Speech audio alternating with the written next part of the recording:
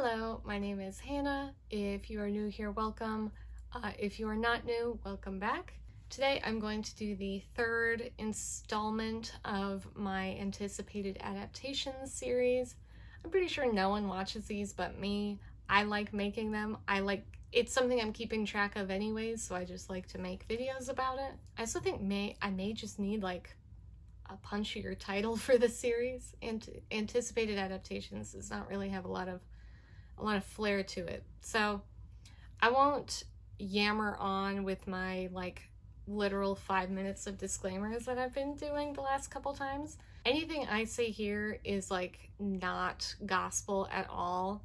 It's either conjecture or what's in the news or my own opinions and guesses. And also any piece of information or the entire existence of some of these is all subject to change. So don't take my word for anything.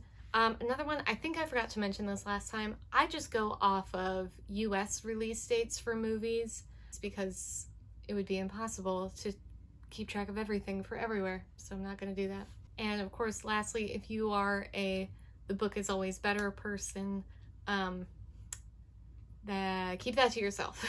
So I have 10 more books to talk about today. Will they become movies? I don't know. The first one up is The Women in the Castle by Jessica Shattuck. This is one a bit more is known about it. It's not just forever production limbo, I don't think. So it's to be directed by Jane Anderson, feature film adaptation. The three leads, the titular women in the castle, were announced, and they are Nina Haas, Kirsten Scott Thomas, and Daisy Ridley. So hey, that was announced in September of 2020, and there hasn't been much news since then, so I don't know. So I would really like to see this one come into fruition because I really do like this book, and I think that's a really good cast, so I'd like to see something happen there. This next one, I'm not confident that this isn't just someone trolling, but Catch and Kill by Ronan Farrow. So there's kind of nothing about this one that's out there. If you search Catch and Kill on Letterboxd and IMDb, there is something there. It's a project directed by Brian De Palma. It's entitled Predator and described as a thriller inspired by Catch and Kill. So I don't know what all that means. It could be something, but that's also been that way for at least 2 years, at least since I read it, whenever that was, 2 autumns ago, I think. But yeah, that might not amount to anything. In the meantime, if you read Catch and Kill and you want more, there's the Catch and Kill podcast that I have listened to. It is really good. But there's also a documentary series, I think on HBO Max, about Catch and Kill. So it's almost becoming a franchise, which is a little strange, but if you're a real Farrow head, you have options. Next is Where the Crawdads Sing. This book has been everywhere since 2018. It's going to star Daisy Edgar Jones, who is another individual who shows up on this list pretty frequently. It's to be produced by Reese Witherspoon under Hello Sunshine. I am absolutely obsessed with the Reese's Book Club to Hello Sunshine production pipeline. I think that is, business-wise, really fascinating. So this one, the filming did wrap in July. In October, we got the first still. There's not a lot of info or excitement in that still, but there you have it. The release date as of right now is in June of 2022, so not too terribly far away. Okay, so in the time between filming this and this video actually coming out, this movie got pushed back a month. So it's now coming out in July of 2022.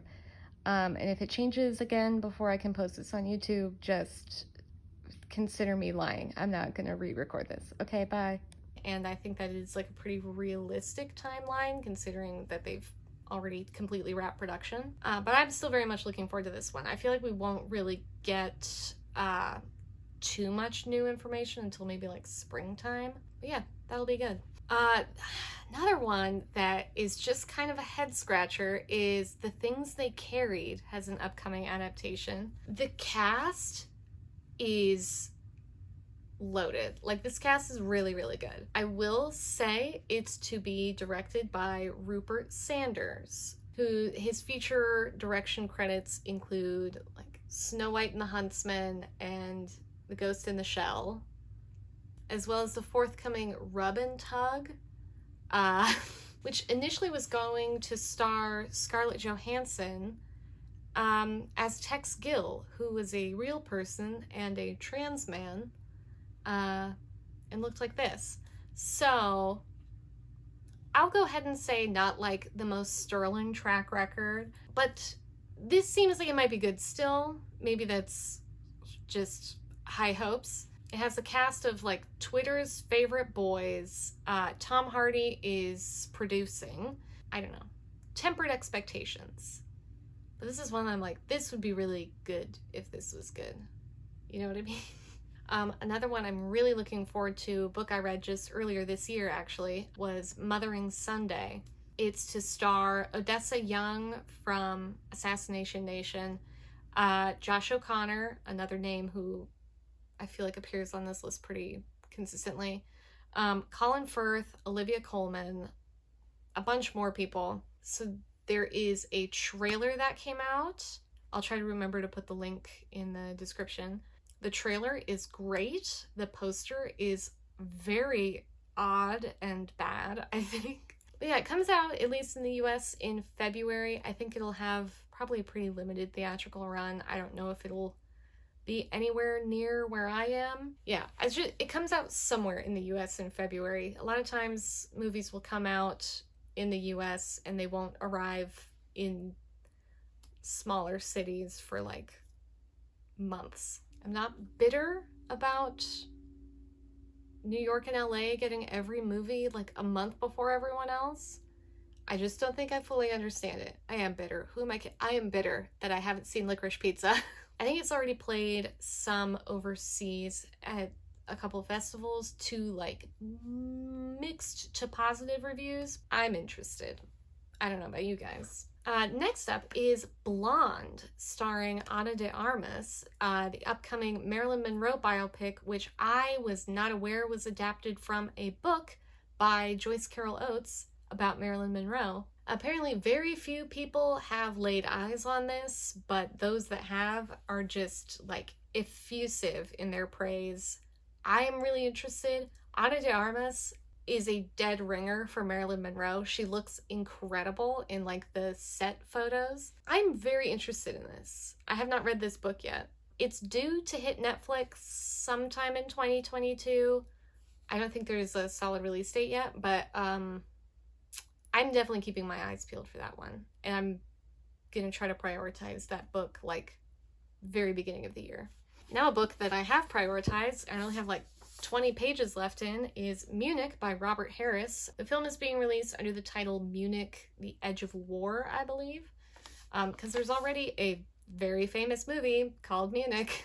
Kind of political thriller set right before World War II at the Munich conference. It also has a German title, and the director is German, and language and translation plays a pretty important role in this book. So they're doing that thing that not enough movies do, where if a character is speaking another language, they just have the actors speak that language instead of just speaking English with a silly accent. So that's promising. As far as the cast, it's pretty major. George Mackay, as well as Liv Lisa Fries, who I know most from Babylon Berlin, Sandra Hüller, Jeremy Irons, August Deal, many others. I don't recognize the actor who's playing Hartman. It had a premiere at the BFI London Film Festival, I think last month, to pretty good reviews.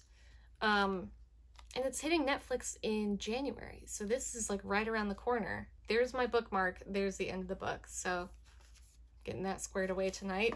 Yeah, the trailer came out just like, I think a week or two ago, and it looks very intense. It looks, honestly, I know it's the trailer, so it's supposed to look intense, but it looks a little more gripping than this. I don't care for the poster at all, but it looks really good. I'm really excited. All right, this next one has so few details, it's almost not worth mentioning, but the one detail that there is interesting. And that is The Girl Who Loved Tom Gordon by Stephen King, another one I have not read, but I bought it, so I clearly intend to read it. But yeah, there's basically nothing about this yet, other than it's going to be directed by Lynn Ramsey, who directed We Need to Talk About Kevin and You Were Never Really Here. So tense thrillers, which one would hope with a Stephen King. Like I said, not a lot of details. Very promising if Lynn Ramsey stays attached to this. The next one is The Ballad of Songbirds and Snakes. Does anyone want this? Too bad. We're probably going to get it anyways. There's, again, next to nothing on this, but Francis Lawrence, who directed Catching Fire and Mockingjay Parts 1 and 2, is attached to direct it as of right now. So that could be promising because those are really good movies. It's right now late 2023, early 2024, so you have time to read it if you want to for some reason. I read it and I didn't need to. And the last one I'm going to talk about today is White Noise by Don DeLillo. I've talked about this one before in a wrap-up when I read White Noise, and I thought it was alright. It's going to be directed by Noah Baumbach, starring Greta Gerwig, Adam Driver, Don Cheadle, Jodie Turner-Smith, among others. Production did wrap back a while. There was some photos from the set, but there hasn't really been much in the way of like poster trailer news yet, but that's because it is Netflix, and Netflix kind of does everything on their own timetable. But it is supposed to hit Netflix sometime in 2022. TBD. More details as they come in. But yeah, those were, I think that was 10. 3, 2, 1. That was 10. Okay. But yes, I have no more to say today. As always, if you want to see my Letterboxd list where I track upcoming adaptations, you can see what all I have read and have not read. I'll put my Letterboxd in the description, which I do in every video anyways. I'll put the anticipated adaptations list down there, and it's inverse, the read first list, which is the list of movies that I read before I watched them, which I think is, it's like my pride and joy, unfortunately. I really love fussing over that list constantly, so that's a glimpse into my psyche. Please don't tell me what it means. Okay. But anyways, thank you for watching, and I will see you in the next one. Bye.